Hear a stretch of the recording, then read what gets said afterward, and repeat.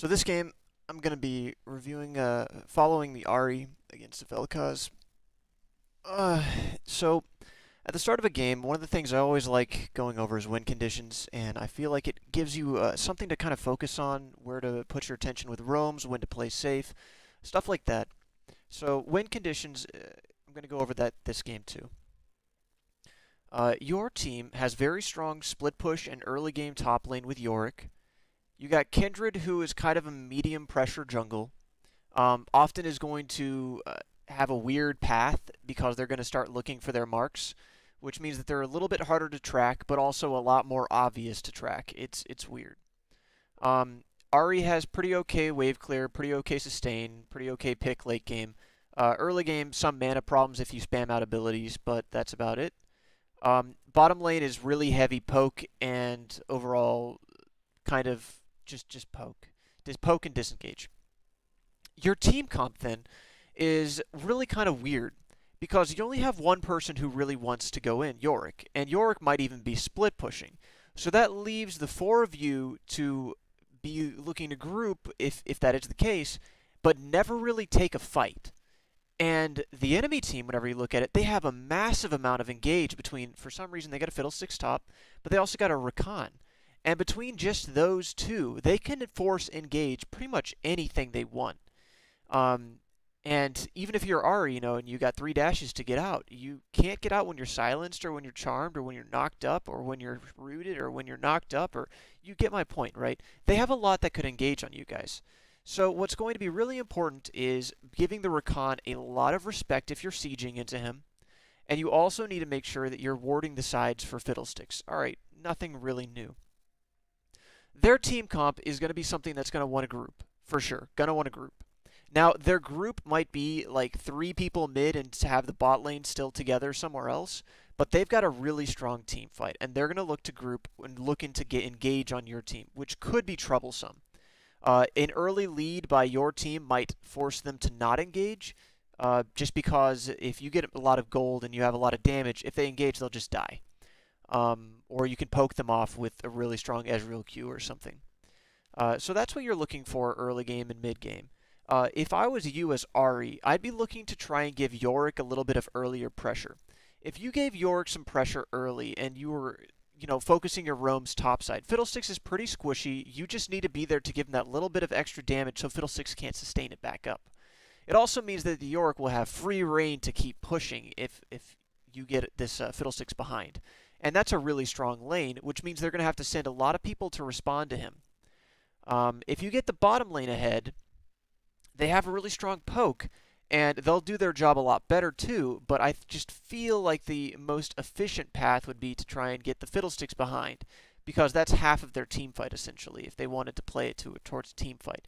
This would force them to keep playing into a split Yorick, which would be better for your team, which doesn't really want to look for the engages. It wants to look for sieges where you poke them off and stuff.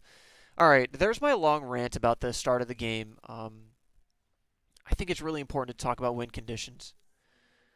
One little critique that I try and point out whenever I see it is you need to get out of base a lot sooner. You can get invaded, like exactly what the Kindred is doing. Imagine if they were walking into your red side jungle. And what if they took your red buff, right? And what if someone showed up here to force the Kindred off and you didn't want this invade because you only have two people over here, right?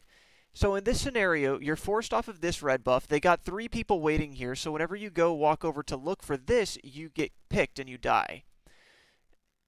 It's really easy too. This is a very easy thing to improve. If you're just playing the game for the first 40 seconds and you walk up here and you provide vision and you're watching the map, they're not going to be able to invade on you. And if they did, you're going to know that and be able to send the Zyra up to poke them off, send the Ezreal up to poke them off.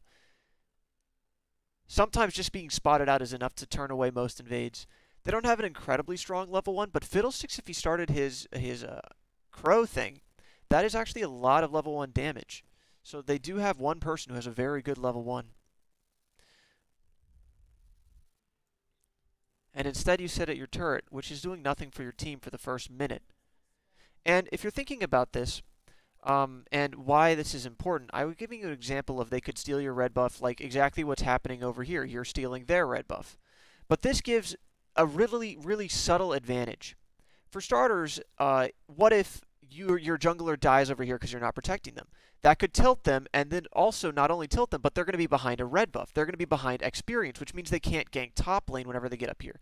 And if they can't gank top lane whenever they get up here, that means that they're going to keep farming, and then top lane gets ganked by their jungler, and then the top laner dies. And now the top laner has to play safe, which means that their jungler doesn't need to do anything else top lane, so now it's going to be rotating between mid and bottom. So now the jungler is trying to do these two things, and your jungler is going to hit 6 behind their jungler, so their jungler is going to be able to outduel your Kindred now because the Kindred's hunting for these marks and going to be feeding. Now you got a really fed Kha'Zix who's going to be able to one-shot you. All it needs is like a slow from the Velkoz, and then you're dead. Okay, and then it looks like, oh, your jungler fed. But really, really, that's only one decision that snowballs. Imagine football where every point that you got made it easier to get the next point. That's League of Legends.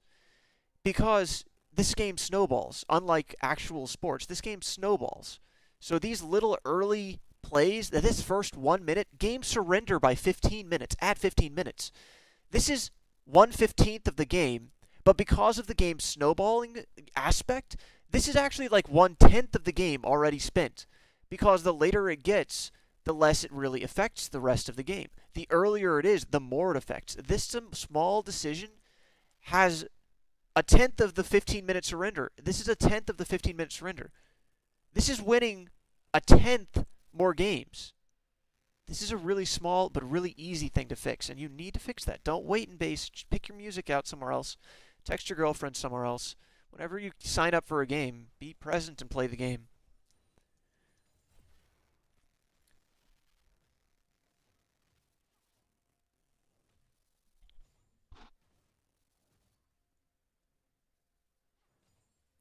So, you should never miss free CS. That was free CS, and this is free CS. You lost 2 CS to the first wave just because you're trying to auto and force your level 2. And if you're trying to force your level 2, then you can use your Q, right? Your Q and aim for the Velkoz as well. You see, the Velkoz has already thrown out an ability. What this shows me is you're overvaluing wave priority over everything else. You're overvaluing not necessarily shoving, but auto-attacking the wave.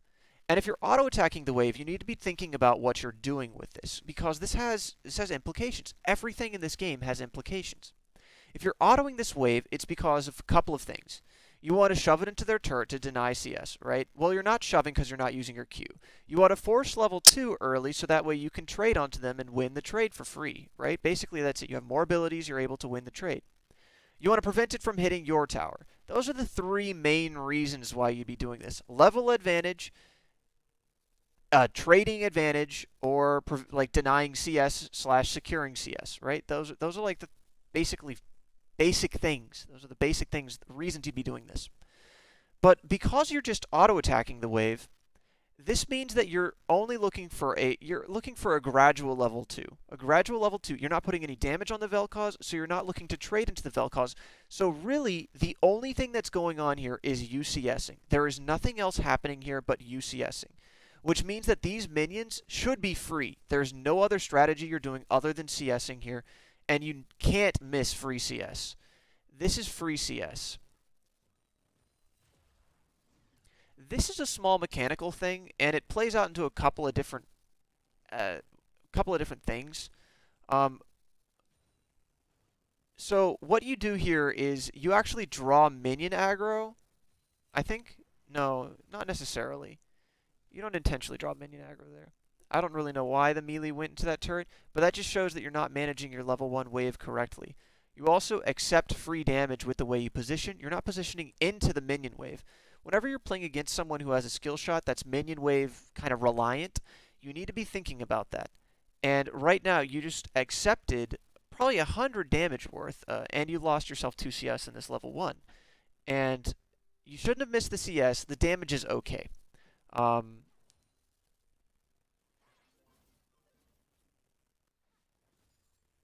Alright. So, you're not very familiar with how to trade. You're throwing out your Q now to look for the Velkoz harass, but that's really that's not really knowing when to trade or anything like that. You're kind of just choosing between shoving, and if you can also hit Velkoz, you're hitting Velkoz. That's free damage that they're giving you. That's not really knowing when to trade. So I'll go over kind of a little lesson on trading. There are pretty much three big things that you need to be looking for to trade, and this is going to improve both. This is going to improve every lane dramatically whenever you start looking for these windows.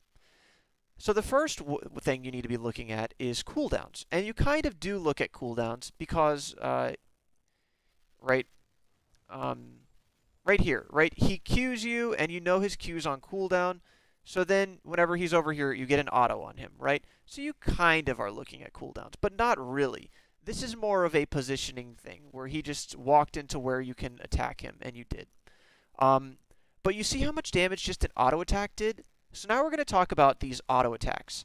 Auto attacks, whenever you get them that are super free like this is exactly what you want to do. And as Ahri, you have more sustain than a typical mid laner. If you take Sorcery and Taste of Blood, or maybe you take Thunderlords, also take Taste of Blood. And I think that Taste of Blood is huge on sustaining mid lane and stuff, sustaining AD carry too, because then it gives you incentive to auto attack. Okay, but that's kind of like my bias thing. Let's go into the mechanics of trading. So first thing is cooldown. Second thing you want to be looking into is resources. Now, you both have full mana, and you both pretty much have full health. You got equivalent health here, so there's no real problem here. But resources kind of go beyond this. It also goes into what aspects of sustain you have. You both have 2 potions, but you also have a passive that's going to sustain you up. And your mana costs, as long as you're only using Q, your mana costs aren't brutal, nor are his per se, but you only have level 1 abilities right now, so that's not really a concern. Right now, getting these auto attack trades are pretty huge. So your first thing is cooldowns, and your second thing is kind of resources. Resources are something simple as potentially wards, potentially health, potentially potions, potentially passives, whatever it is that's going to help you outlast your enemy. Looking at your mana and looking at your health and stuff like that. The third thing is relying on CS. And this is kind of broken into 2 windows here. It's whenever you don't have anything left to do on the wave, what you should be looking for in a way to train yourself to play aggressively is to try and look to trade onto them. Because just posturing and playing aggressive whenever you get the opportunity to, and this is a very good opportunity, then you need to be looking for these auto attacks, these Qs, these whatever. And the second part of the minion wave thing is whenever they're going to last hit, you get free damage on them because you're able to auto them. You see this window right here, you picked out in a very perfect way, now that I'm actually watching it, because you not only see that he's going for an auto attack, but you know his Q's on cooldown, right? He's going for the auto attack, free damage. But you also put yourself in situations where you're able to get damage done. Like right here, he could auto you, see? Which means you're not managing the wave correctly because you're providing them windows to trade that damage onto you.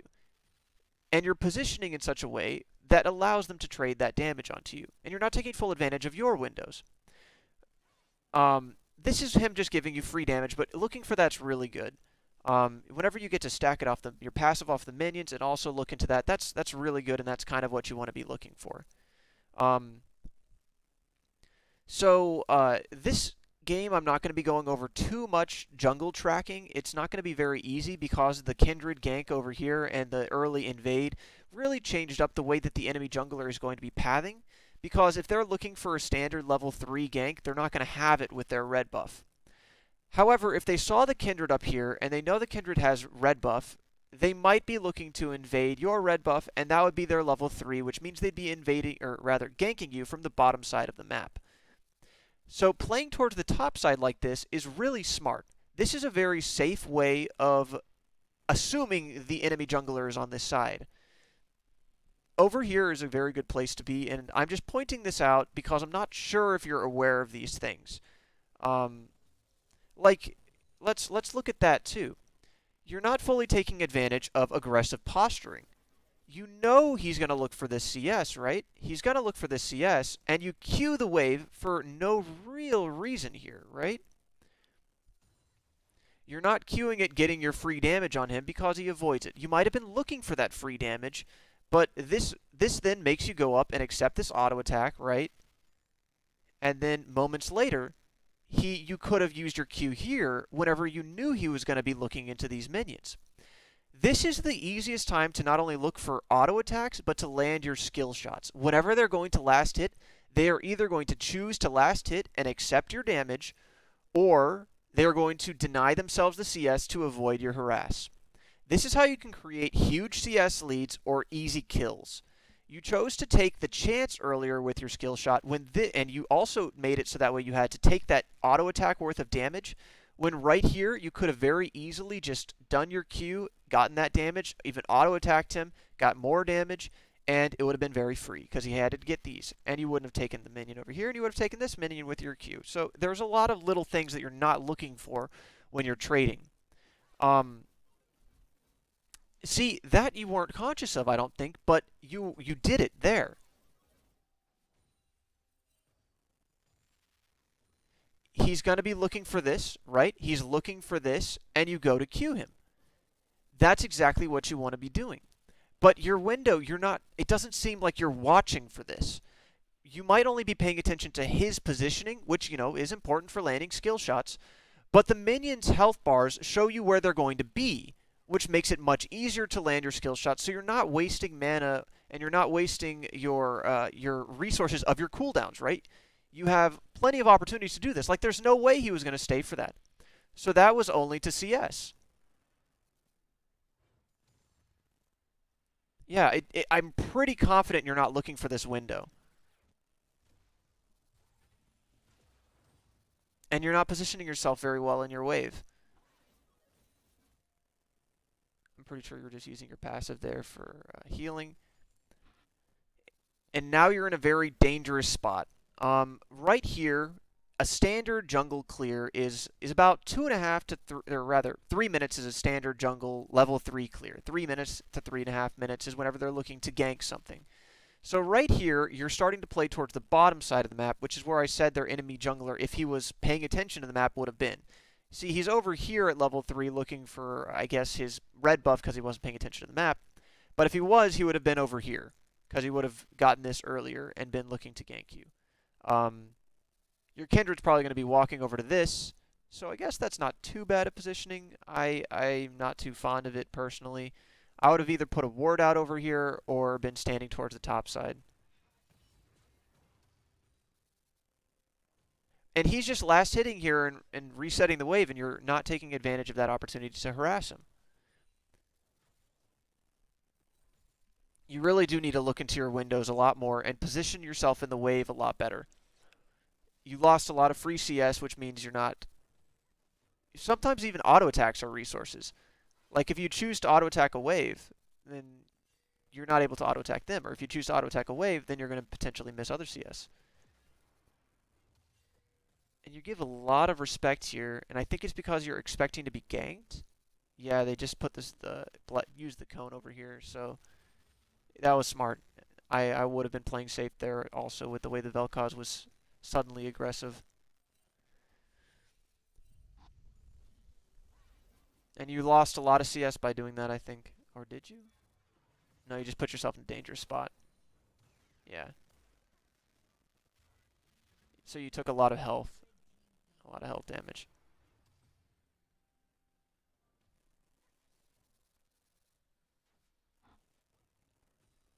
Free CS. That was free CS again. You need to use your auto attacks a lot better. You're only focusing on trying to shove the wave with your auto attacks, which I understand you're playing against someone who likes to push, but that's, again, a second CS in this wave that you've missed when it's free. You also position yourself in a way that lets that happen. That's probably like the 5th time that has had that happen, where you've gotten hit. You lost another CS because you're just spamming your Q on the wave.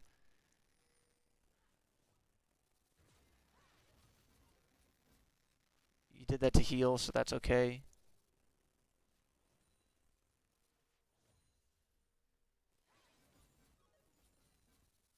Again, let me show you that. You're not conscious of it, but you did it there. Because what is he doing with this, right? This is where you go and you Q him. That's exactly what you want to be looking for. Do you see how easy that is? If you look for, like, and look at your mana though. If you had been looking for these trades, you 100%, if you're looking for every time you throw out a Q, you're looking for these windows, then you're going to find that you're able to out-sustain most laners. You're able to not only out-sustain them, but put yourself in a position where you can kill them a lot more. Um, it seems like you look for their positioning, but not the minion waves. You need to watch the wave because that helps you with your predictions.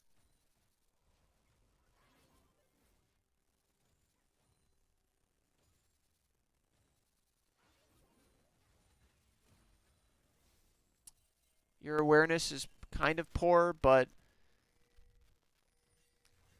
I don't think that you really would have wanted to show up to that anyways, so it's okay. You picked an alright time to recall too, so that was overall okay. You lost all those CS with that Q. What you need to make sure you're using your Q correctly. You don't know how to manage waves under turrets.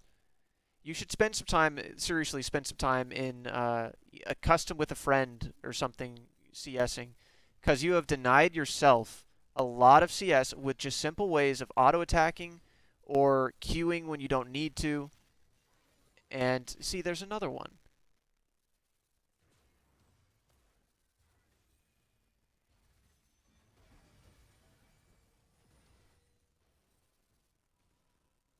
Yeah.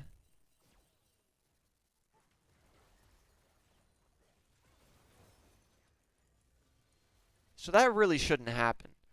Um, and I'm talking about you getting all that damage put onto you. Do you see how much stuff you get hit by? And answer me this. Why do you feel like you even need to be standing here right now? Do you think the Velkoz is going to roam and you need to follow him? Do you think that you need to beat him to the wave to shove it or something? There's no reason to be standing here. And it's really simple whenever you think about it because there's no more minions, right? You're not doing anything with the wave. Your jungler is not ganking him. There's no reason to be standing this far up. You can wait very patiently this far back for your minions to come up, and once your minions come up, they're going to crash in the middle of the lane. That's when you step up again. This is complete disrespect, and whenever you're playing against a poke laner like Velkoz, two things you need to do. One, you need to make sure they can't roam with a good ward. Your team has a good ward out for you so they can't roam bottom, and it wouldn't really be very wise of him to go top right now, just because of the way the wave is positioned. Um, so you're not too worried about him roaming. And the second thing is you need to make sure that you don't give him opportunities to just harass you for free. This is giving him an opportunity to harass you for free. Because look at this whole time. Like, you're standing in his range, but not your range. You're not even looking to throw damage on him right now, right? You could have, with your ult, looked to go in on this, but you're not. So if you're not looking to try and kill him or trade on him, right? Then why are you standing this close? Just wait for the minions. Because there's one tick of damage. There's two ticks of damage. Here's three ticks of damage. Here's four ticks of damage. Almost five ticks of damage. And there's like six or seven ticks of damage. Right? And do you see where the minions crashed? You would have had a wave right with you that you could have dodged at least half of that. And if his Q was down, right? And you know you can R around his ult, there was no reason he should have had any kill potential on you here at all. This is you standing in the wrong spot of the wave, you know, waiting for him to just damage you, and then you refusing to trade damage on him. With your three dashes, he shouldn't be able to land his knockup, and he shouldn't be able to keep his ult on you. He already had his Q down, so the only thing he had was his W. I think that's his W.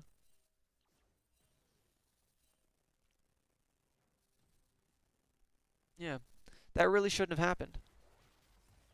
You have a lot of little laning mechanics that you need to work on. You don't know very much so when to trade, or that's the biggest thing, when to trade, and in situations like this, you give them windows that you don't have to. With managing the wave, you give them windows that you don't have to. And I know you were talking about you need to learn when to roam or something like that. Well, you're not getting any opportunities to roam right now because you've been forced out of lane twice, basically. You're not. That's probably part of the reason why because you're not managing the wave correctly. You're not trading correctly, so you're low health, and then you have to recall instead of roam.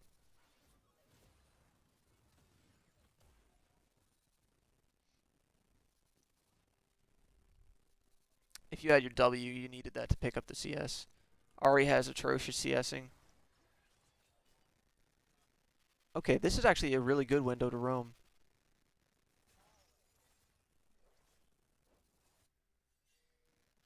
Mm.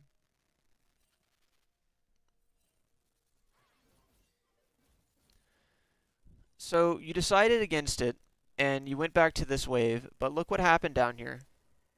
So if your problem is you don't know when to roam, then you need to be thinking about a couple of things. The biggest factors for roaming, right, is what are you going to lose and what can you potentially gain? Well, were you going to lose whenever you recalled? You were going to lose maybe like a wave of CS, but you know what? Velkoz wasn't here, so Velkoz was also going to lose that wave of CS. If you're going to potentially lose a tower, then you need to fucking stay mid. Don't roam if you're going to lose your tower, because this is a lot of money. It opens up a lot of the map, and you do not want to lose this. If once your tower is low and someone's in your lane, even if they're on their turret, you pretty much can't roam. But your turret shouldn't have been this low. This is from wave management and your recall timers. Do you see how you haven't hit their turret at all this game? It's because you're letting the wave hit your tower because you're not managing the wave correctly and you're not trading correctly. Um, but yeah, so you aren't really going to lose anything in this situation because no one else was here. And if you're paying attention to the map, you know that there's a couple people top lane, so that you could have turned this into an easy 4v2. Instead, you're going to wait until after the Ezreal dies to show up, which is a problem. And you're at this point probably not even needed because the Kindred's down here alone, to clean this tower dive up. This is a very late roam. And if you're thinking that you're denying this CS, well, you're also resetting the wave for them. The wave is going to bounce off of this turret pretty quickly, and then they're going to be able to hit this into your turret whenever Velkoz comes back. So you're denying some CS that would have been denied anyways, because they would have just hit each other in the middle and killed each other's waves, right? So really, you stayed mid for a little bit of XP, which wasn't important at this time because it didn't mean a level up, and you stayed for some gold, probably like 200 gold. If you had gone bottom, you would have definitely gotten 200 gold and more. You've gotten 200 gold, potentially a turret, potentially a dragon,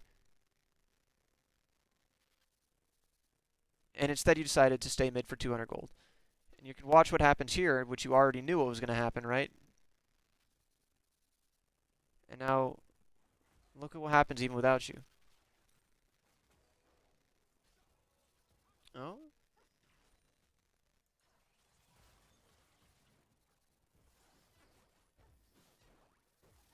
Alright. So you did show up in time to get the kill, but only one of them. The Kindred should have been able to pick that up. I'm pretty sure she even had a ward. Yeah, she had a ward. She just had to ward this when she was walking up to it, and she would have had that kill.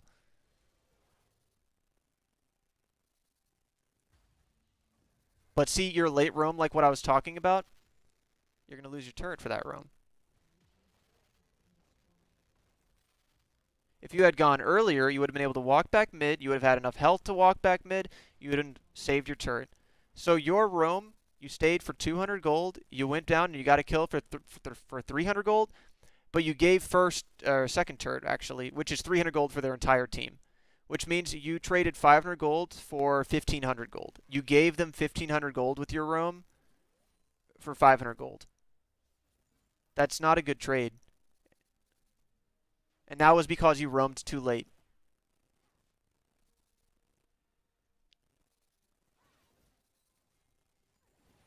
You also don't use your wards pretty much at all. And whenever I say pretty much at all, I mean in the correct way. You aren't tracking the enemy jungler in any way that I can see. You haven't warded at all to spot him out. Every time that he has come mid, I've only figured it out by either the way the Velkoz is positioning or by turning on their vision, like I've been doing. Um, and you're not even tracking your laner, right?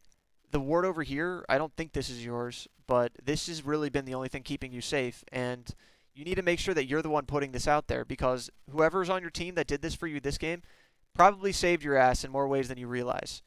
And again, you said that you believe awareness is one of your problems. Well, awareness is also predictions, knowing where to ward. Awareness is then also looking at the map after you ward. Sometimes if you don't look at the map and you've warded in the perfect spot, it doesn't matter, right? True. But you really need to be looking at the map very frequently. Um, I don't know how often I look at the minimap, but you need to put it in like your every wave at least, every wave, between pushing it and then like standing under your turret or something like that. Look at the mini map. Guess where they're going to be based off of the clock and what camps are spawning, right, for the jungler. If he's doing his standard clear, as I said, he's top lane at around 3.5 minutes, or top or red buff, and then after that, you're able to track him based off of when the camps respawn or when you've last seen them, right? So if the Kha'Zix is here and his blue buff isn't up, you're going to guess he's going to recall and then go top lane. So the next time you're going to see him is up here in probably a minute. And we'll see if I'm right or not. But,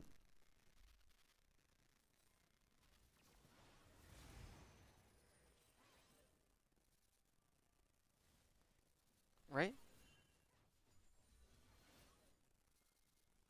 I guess he walked mid to just hold, so never mind.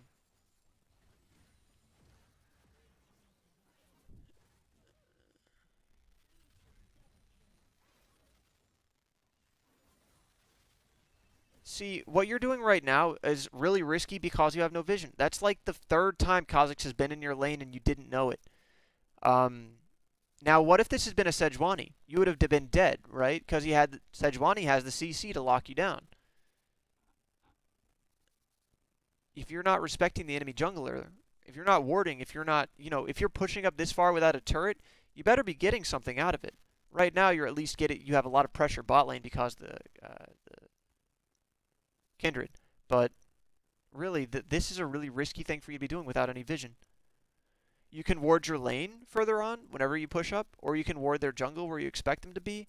But really, that's risky and unnecessary. So you died here.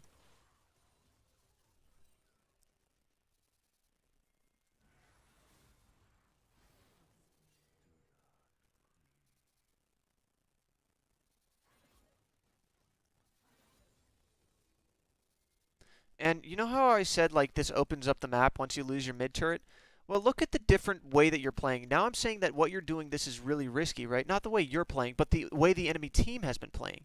Kha'Zix then ganks you all the way down your lane and then rotates top lane and kills top. So he gets 2 kills because of this and also a turret. That's because you lost your mid turret. This decision, right, of roaming bottom for 500 gold costs 1,500 gold plus 1,500 gold plus 2 kills now at this point. And really, that's because you roamed too late.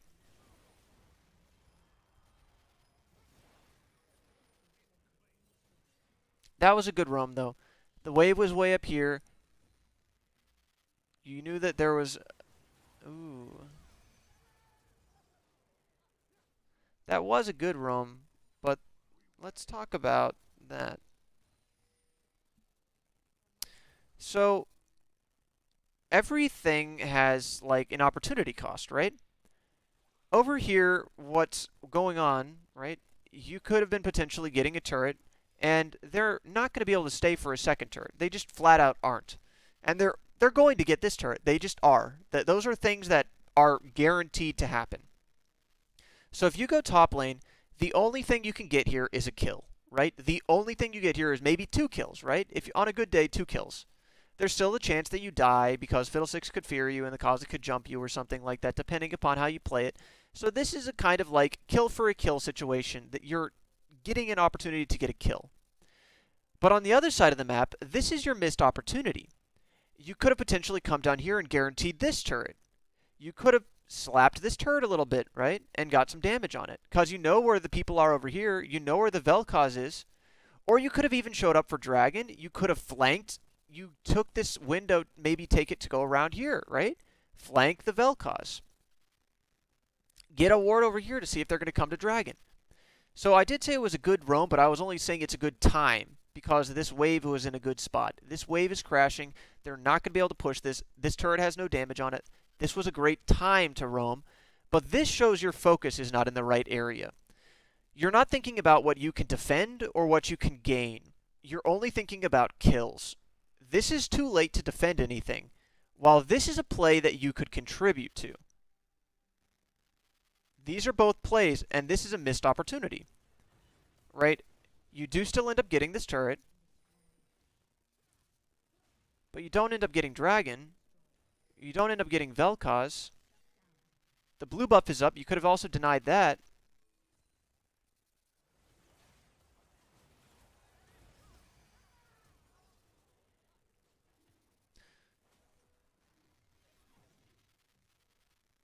And this ward is not a good ward either. That's not going to show you enough. Okay. Since you value dragons this much, let me go over my little rant on dragons. It's one of my favorite rants, and I'm going to try and convince you dragons are worthless. Now hear me out, hear me out, hear me out. So dragons are worthless because dragons, the only thing they do is they give you the potential to get something later. They give you the potential to get something later. That's it, that's it. That's all of them give you. Now, let me explain, because obviously you need to follow my train of thought for this to make any sense. So what does Ocean Dragon do, right? Ocean Dragon gives you mana sustain and gives you health sustain. So that means you can outlast someone in lane or outlast someone in a siege because you have more mana, so you can throw out all your skill shots, or you have a healthier clear, so you can gank more. So you have it gives you more sustain, right? That makes sense. But the point of that extra sustain is to eventually, potentially, get something later. You only care about the turret that comes later. That's literally all that does. That gives you the potential to get a turret later. Ocean Dragon lets you outlast, lets you get off a gank, which lets you get a turret later, lets you siege, which lets you get a turret later, right? Okay. So Ocean Dragon sustain, which means turrets, right? Earth Dragon gives you damage to turrets. And honestly, I think Earth Dragon is the worst dragon because in solo queue at least, that 10% extra turret damage is not going to mean the difference between a turret or not. If you are on a turret and you get an opportunity to take a turret, generally you've secured that turret. Just that 10% damage isn't going to mean anything.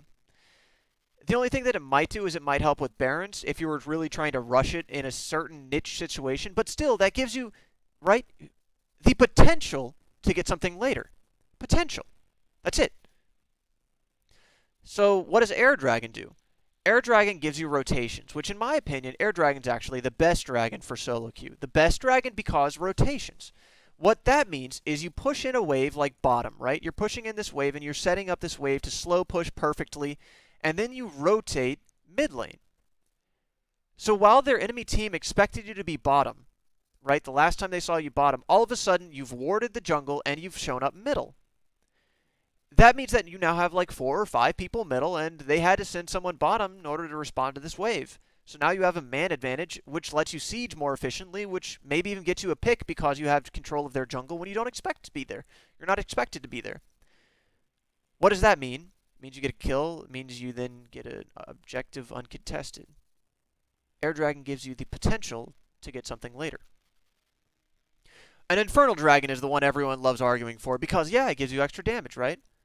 Well, in solo queue, trust me, that 6%, that 20% extra AD or AP is not going to mean the difference in many fights. It's going to mean the difference in some, perhaps, but you can generally, and generally I mean pretty much always in solo queue, set up a smarter fight to make it so you don't need the dragon. And Infernal Dragon gives you a little bit of extra damage, but what about a perfectly placed Sejuani ult, right? It doesn't fucking matter if you have 20% extra damage if you can't move for 3 seconds. And I know I've thrown Sejuani in a couple of times, but that can mean any champion, right? There are mispositionings, there are picks, there are rotations, there are a ton of ways you can play around a small disadvantage of Infernal Dragon. Infernal Dragon, though, let's say you get Infernal Dragon. It lets you win the fight, right? You have that 10% extra damage, and it, again, only gives you the potential to win this fight, right? Because you still can lose a fight due to being outnumbered, due to being out-rotated, due to being picked, due to being whatever, right? You still can lose fights. You're not guaranteed to win these fights. But with the potential to win this fight, what do you do after you win a fight, right? The only thing that matters after you kill someone is what you get after. Now, yes, you can say that it gives you extra gold and stuff, but the extra gold contributes to winning the next fight, which gives you the objective after. It gives you the potential to get an objective. All dragons do is give you the potential to get an objective. And it's because no matter which dragon you fucking get, you can lose the game. Because the only thing that matters in this game is the Nexus. And to get to the Nexus, you need a row of turrets. So every play in this game, everything you do in this game, needs to do something to get these turrets, to get these inhibitors, to get this Nexus. It makes sense, right? It makes sense.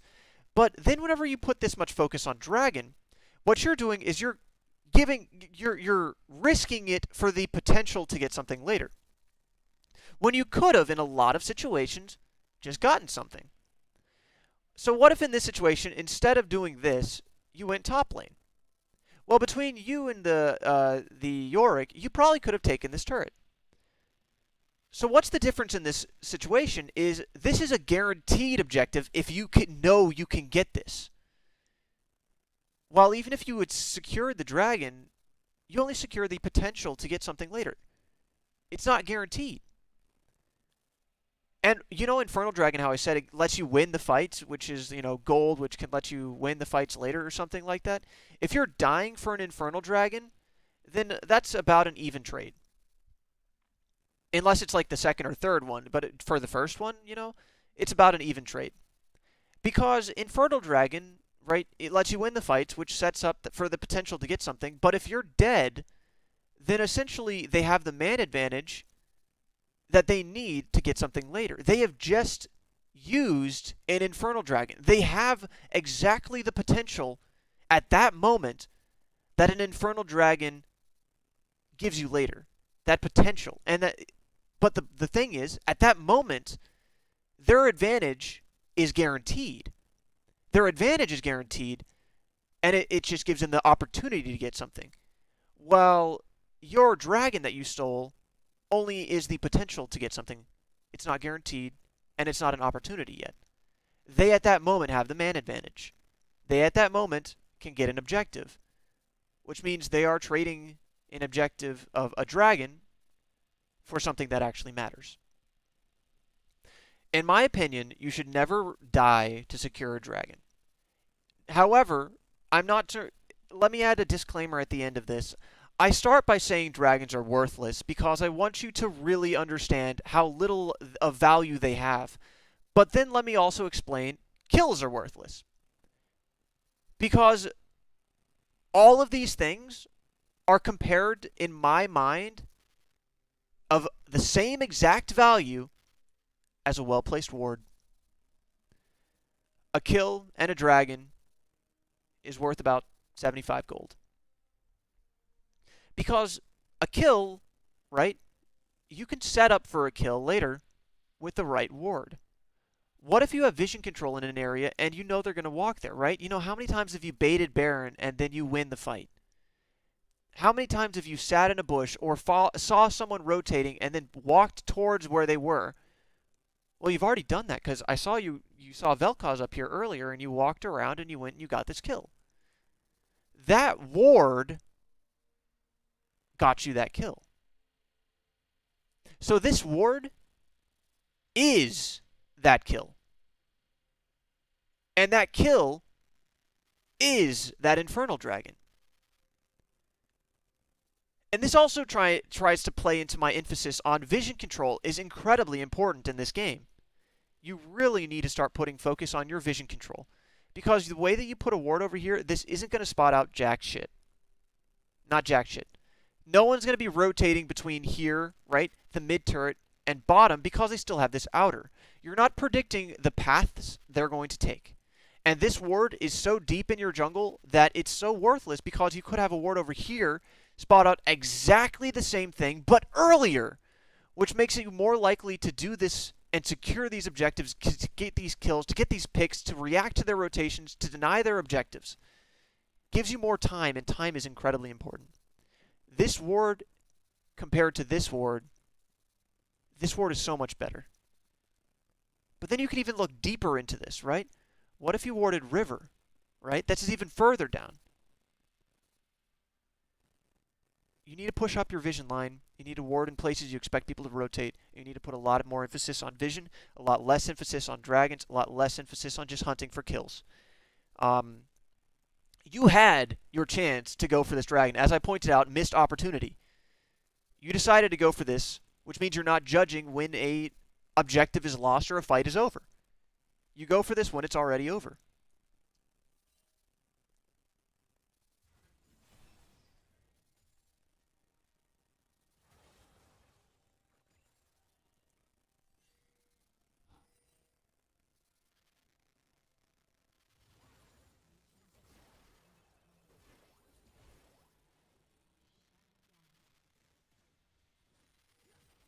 So, let's talk about this again.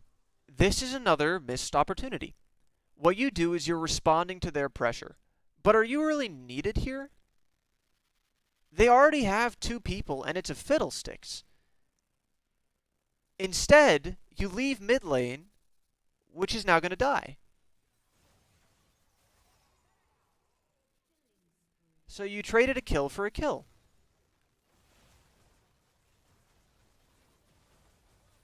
And a turret.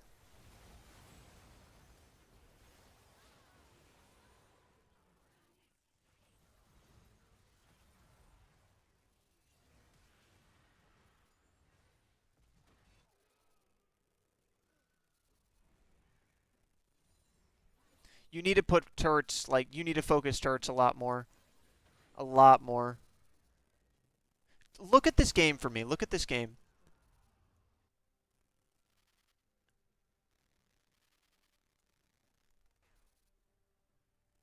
Right? This is 5 turrets to 1. Each turret that you have contributes to this gold lead. It also contributes to opening up the map. And it makes you far more likely to win. Whenever you have more gold, you're just more likely to win. What you have done so far, your decisions have cost a lot of these turrets, which means you don't value them at all. You need to start focusing turrets. You've had opportunities to attack turrets, and that your mid turret's still up, but you instead look for roams that are too late. You also have had chances to roam early or show up for fights where you could have potentially gotten objective, and you instead go for kills. You focus on kills way too much.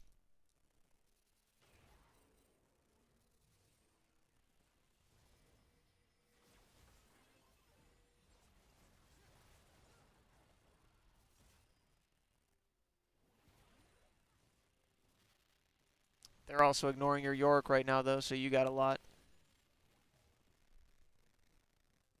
And then they're focusing kills too much. So, look at this play, and this is exactly what your team has been doing this entire game. This is exactly what you have been doing this entire game. You would sacrifice turrets to chase a kill. This entire time, all you've been doing is hunting for these kills. You did exactly this play when they could have. Let's say you're on the other team right now. You could have gotten this inhibitor. You could have defended these turrets. Fiddlesticks had TP. He could have gone up there. But you were chasing these kills. This is literally what your playstyle is. And I don't mean to say that as like an offensive way. This is not an uncommon playstyle. This is a very common lower elo playstyle where you just go for kills because it's a battle arena. You want to fight people. I get it. But if you are wanting to climb and you want to really see ways to improve, you need to be looking at objectives. There wasn't a reason to flash there. You could have just let your team take the second one. That's a resource that you used for no reason. That's what that is.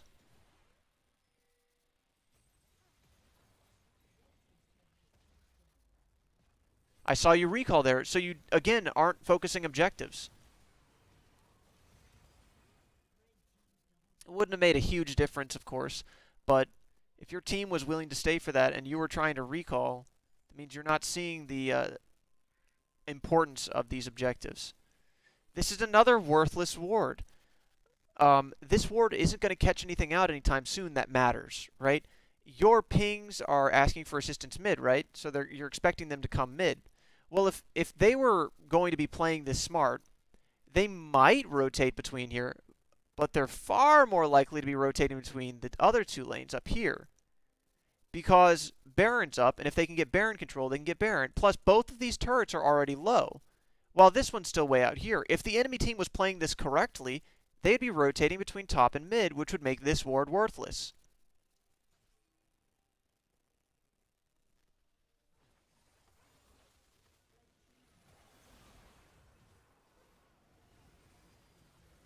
And you could have warded the bushes instead, right?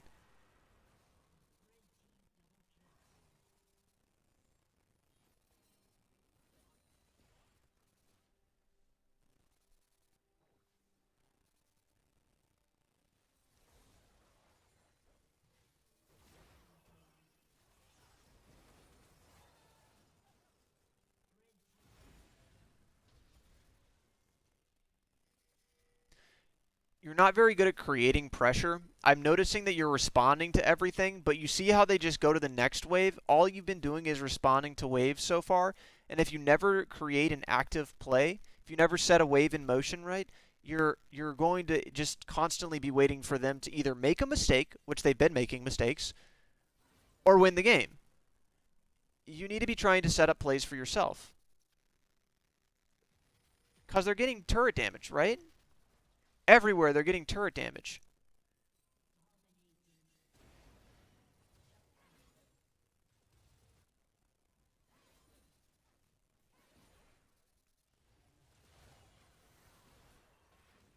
You're really good at landing your skill shots in team fights, though. That is something that you're certainly good at. Your positioning needs a little bit of work, though. That was an obvious play. See, you're looking really far into that. If you didn't have your ult, which you did have, you shouldn't have been there. If I was on the enemy team, that would have meant Baron. That's what that would have meant.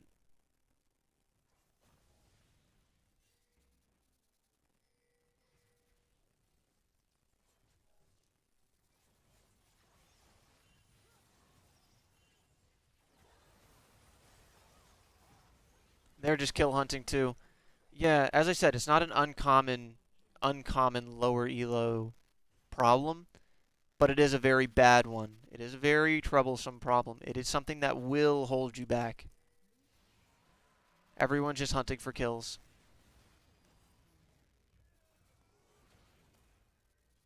And here you go. You could have been pushing in mid-wave. I would have been looking for Baron here. You see Kha'Zix's bottom.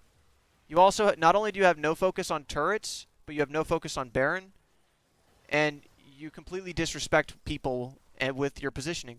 That's the second, probably the third time this game that you've had obvious positioning problems. This time, the time over here where you died to in the Kindred ult basically, and then also the time over here where I said that you could have just waited for the minion wave to come up. Instead, you just took all of that harass for free. And you gave the Baron, and truthfully, the game should be over here.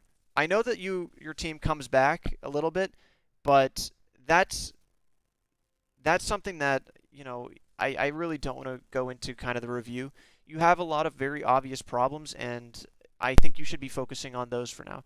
Windows to trade, specifically watching minion health bars.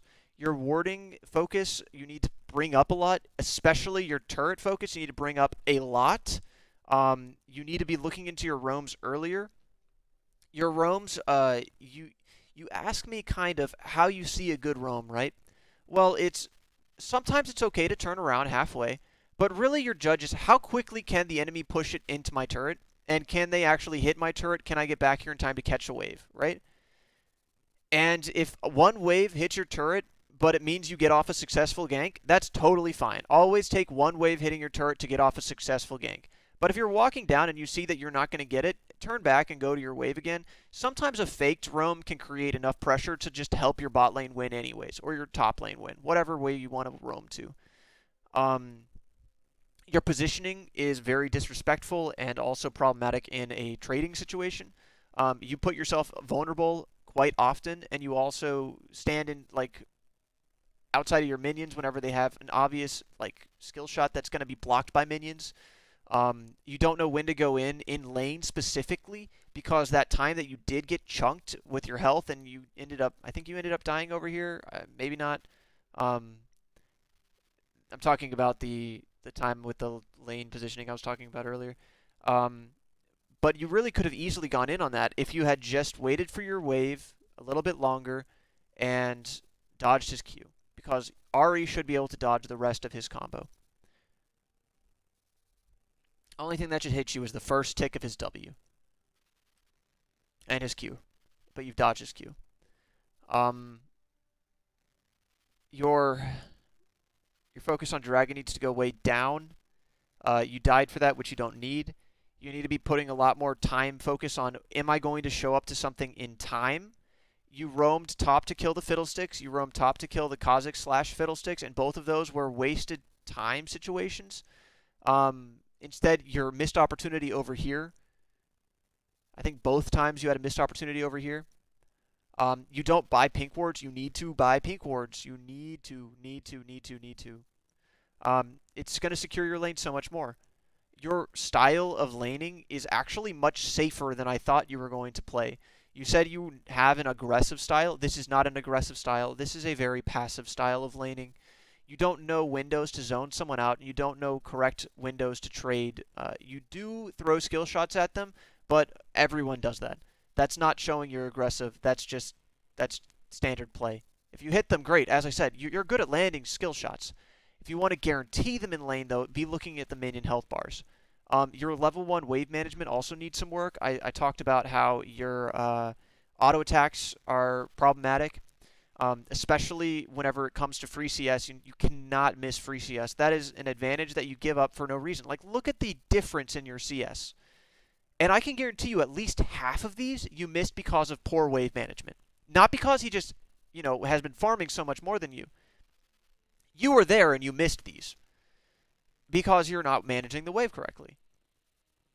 This is 60 CS difference. Do you know how much 60 CS difference is? That's like 8 minutes of the game. So 8 minutes of this game plus your first minute of this game, right? That's 9 minutes of this game that you haven't been playing. So I'm obviously exaggerating here. Obviously I'm exaggerating because you've been doing other things.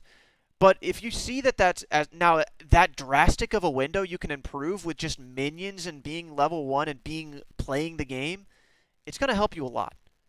Knowing your windows to trade also, right? Because you've had times where you've been forced to recall and because of your trading. Your trading needs a lot of work. It does. And